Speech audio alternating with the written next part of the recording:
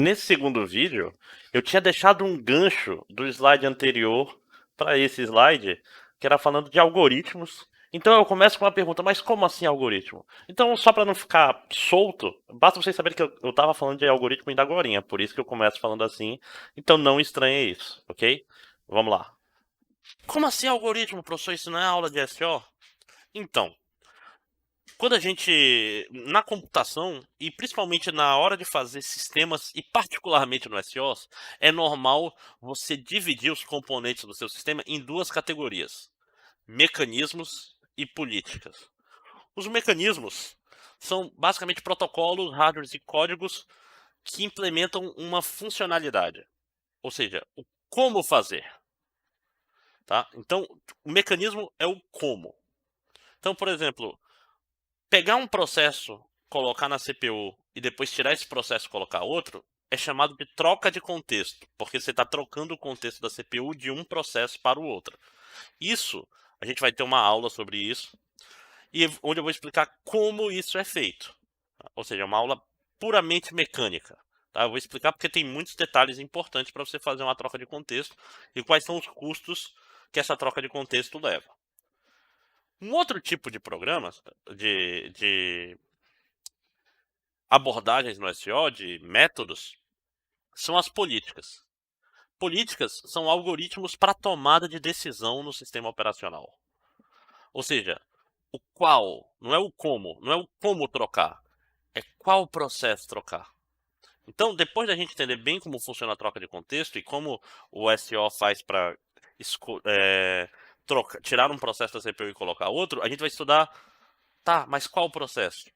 Isso é chamado de escalonamento de processos. Ou seja, dado esse conjunto de processos que estão ativos, estão rodando, por exemplo, na minha máquina aqui eu tenho o Chrome, eu tenho esse programa que está gravando o vídeo, eu tenho um leitor de PDF, eu tenho um processo que controla o mouse, eu tenho o NVIDIA RTX Voice, eu tenho um monte de coisa rodando.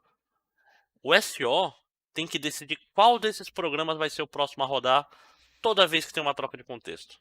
E isso é um algoritmo de escalonamento, ou seja, tem uma tomada de decisão. Normalmente, nos SEOs modernos, se separa as mecânicas das políticas. Tá? Por quê? Porque as mecânicas são de baixo nível e as políticas são de alto nível. As mecânicas são o como, é quem está mexendo com o hardware propriamente dito, e a política é a tomada de decisão. Por que separa? Porque aí fica fácil de mudar. Você vai lá no Linux, tu tem eu não vou lembrar agora o nome do arquivo de troca de contexto, e tu tem o sched.c, eu vou tentar escrever aqui e vou falhar. SCHED.C.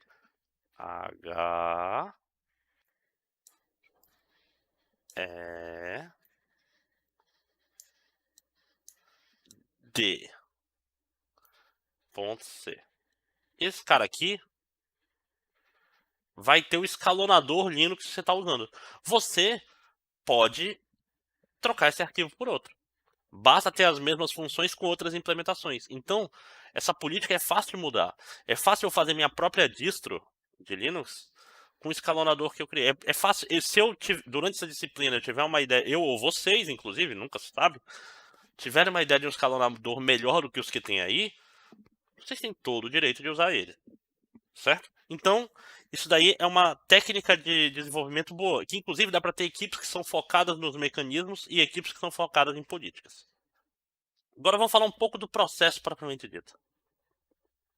Um processo é uma abstração, ele não é um negócio que existe de verdade. O processo é basicamente uma abstração de um programa sendo executado pelo SO, pelo sistema operacional. Então, essa abstração, o que ela é? É uma estrutura de dados que guarda informações. É como se fosse um objeto, para quem já viu orientação a objeto, né? Porque tem a estrutura de dados e tem os métodos que a gente pode fazer agir através dele. Tá? Então, o sistema operacional, para cada processo, ele tem que guardar várias informações que são essenciais para ele funcionar. Essas informações elas recebem o nome de estado do processo.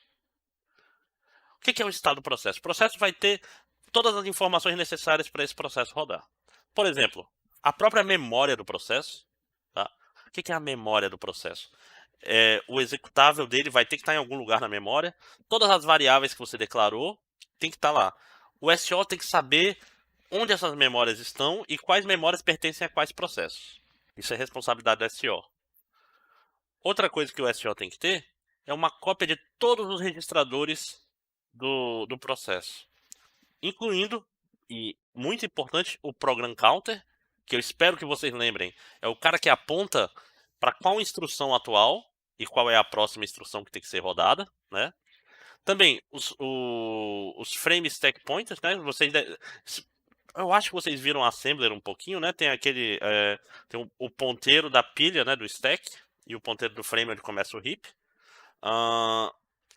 Uma lista de dispositivos de entrada e saída em uso pelo processo, arquivos abertos, está usando socket, qualquer outra coisa que esteja sendo usada, tudo vai ter lá, e outras informações que são importantes ou podem ser interessantes.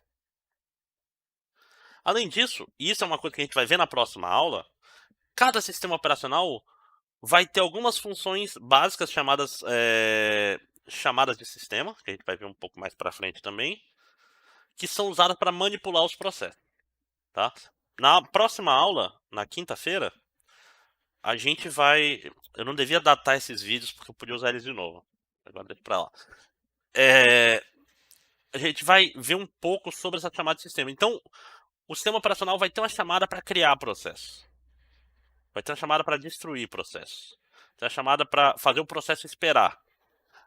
Como assim esperar? O processo fica lá parado até alguém mandar ele continuar. Você pode, é tipo como no Linux você pode dar um Ctrl Z, o processo para, mas não morre.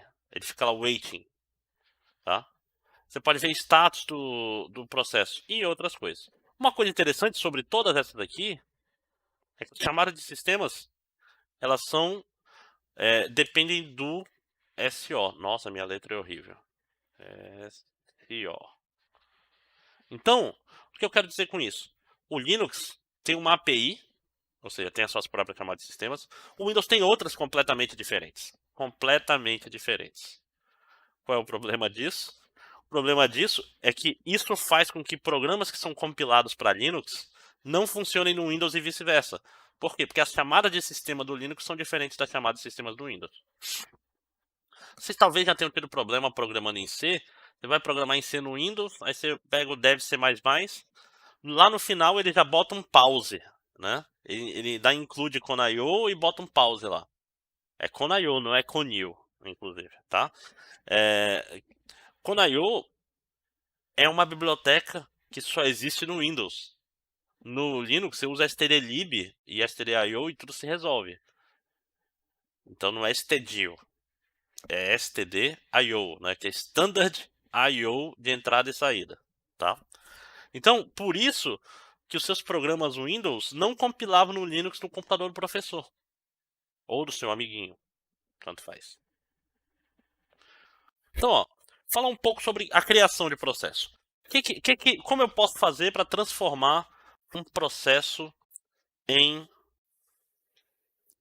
um programa, tá lá no meu disco, em um processo? Bom, o primeiro passo é carregar esse código-fonte do disco para a memória. Ou seja, pode ser do disco, pode ser de um HD, pode ser de um pendrive, pode ser Ele vai estar lá, aquela sequência de instruções vai estar na memória. Tem que botar toda ela na memória. Pelo menos antigamente você tem que subir tudo, tá? Então demorava para rodar. Os sistemas operacionais modernos eles são um pouco mais relaxados, né? Como assim relaxado? Ele vai carregando o código sob demanda. Então pense num programa em C. A main, assim que ela começa a rodar, ela tem que estar na memória, com certeza, porque tu não consegue rodar se não tiver na memória.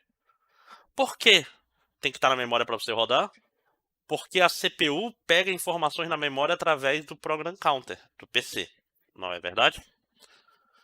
Então, para esse programa rodar, eu tenho que pegar o trecho do HD, lá no disco onde está a main, subir para a memória. Enquanto ele está na main, eu não preciso de mais nada. Assim que eu faço uma chamada de função, pode ser que essa função não esteja mais nesse pedaço que eu carreguei. Se não tiver, aí eu tenho que pegar outro pedaço e carregar para a memória. Ou seja, eu vou carregando conforme a necessidade. Vocês podem ter sentido isso, que tipo, o programa tá rodando, aí você vai no menu estranho e de repente fica lento porque ele tá carregando o HD para a memória, né? Isso acontece bastante. Pensa num jogo, começa uma fase nova, ele bota para carregar assets, etc, do jogo para poder rodar, certo? A gente vai ver mais sobre isso na segunda EE de SO, que é a de memória, tá? Só que depois de subir o código, isso não acabou ainda. Eu tenho que fazer outras coisas. Eu tenho que, por exemplo, alocar a pilha de execução. O que é a pilha de execução? A pilha de execução, ou stack, né? Você já deve conhecer um site chamado Stack Overflow, né? Que é sobre essa pilha. É onde eu armazeno o quê? As variáveis locais, os parâmetros de função e qualquer endereço de retorno. Toda vez que eu chamo uma função, eu empilho essa função em cima da outra. Tá? Inclusive, assim que o programa roda, eu inicializo a stack e boto o argv e argc para ele ser consumido pela main assim que o programa rodar. Depois de alocar a pilha, eu tenho que inicializar o heap também, né? O heap, isso aí pode ser novidade para vocês. O heap é onde as variáveis dinâmicas são alocadas. O que é uma variável dinâmica? É aquela que você aloca com malloc ou new. Não sei se vocês repararam, lembram das aulas de escopo? Como eu posso dizer? As variáveis que você aloca com malloc, as posições de memória que você aloca com malloc, são visíveis no programa todo, não é verdade? Enquanto a pilha tem a questão de escopo para uma subir na outra, não é verdade? Então, a ideia do heap é para ser uma memória que não é desalocada quando a função termina, certo? O heap é interessante porque antigamente ele não existia. Antigamente era só pilha. Por quê? Porque a memória era muito pequena. Você ia ter um programa, o programa roda tem 1K de memória. Não tem espaço aí pra tu ficar fazendo malloc. Tu faz tudo com variável local mesmo, faz tudo na main. Nem existia função na época. Mentira, tinha assim. Depois de inicializar a pilha e o heap, vem a parte de preparar a entrada e saída. Tá? No padrão baseado em Unix, e o Unix vem lá dos anos 70, 60, todo o processo tem 3 arquivos de entrada e saída abertos. Ou seja, 3 descritores de entrada e saída abertos. A entrada padrão, a saída padrão e o erro. Isso aí é um negócio que vocês talvez nunca tenham prestado atenção. Mas vamos pensar um pouco sobre o terminal. Quando você roda um programa no terminal, o que você está fazendo? Você está, esse programa, toda vez que ele fizer um cin ou um scanf, ele vai estar lendo o que está sendo digitado no terminal, não é verdade? Toda vez que ele der um printf ou um cout, ele vai imprimir nesse mesmo terminal. De onde vem isso? Quando o terminal roda esse processo, ele fala: olha, a sua entrada padrão é o que for digitado nesse terminal e a sua saída padrão vai ser aqui no meu terminal mesmo. E por último, tem a saída de erro, que talvez vocês não tenham usado, que é o stdr, que são prints que não necessariamente tu pode imprimir para outro lugar. Não sei se vocês já viram assim, você está rodando um programa e botando a saída dele para um arquivo, mas os erros continuam aparecendo no terminal. Isso é a saída de erro, porque você está redirecionando só a saída padrão para essa saída, para esse arquivo, mas não a de erro. A gente vai ver muito mais sobre essa parte de preparar a entrada e saída na nossa aula de quinta-feira sobre a API de processos. Na verdade, toda essa parte aqui, isso daqui vai ficar para a segunda EE, mas preparar a entrada e saída a gente já vai ver na próxima aula. Tá? Depois de todo esse processo, depois de todas essas coisas, aí o SO pode finalmente rodar a primeira instrução da main. Ou seja, tudo isso ajuda a explicar por que demora um pouco para os processos rodarem. Isso em qualquer sistema operacional. Mesmo os que parecem rápidos, geralmente eles fazem uma gambiarra. Quer um exemplo? Quem já tem algum amigo rico e já pegou um iPhone na mão, a primeira coisa que você percebe é que ele é muito mais rápido do que o Android. Por quê? Porque o que ele se preocupa em fazer é subir logo uma tela, o mais rápido possível. depois ele termina de carregar, né? Mas aí dá dessa impressão de responsividade.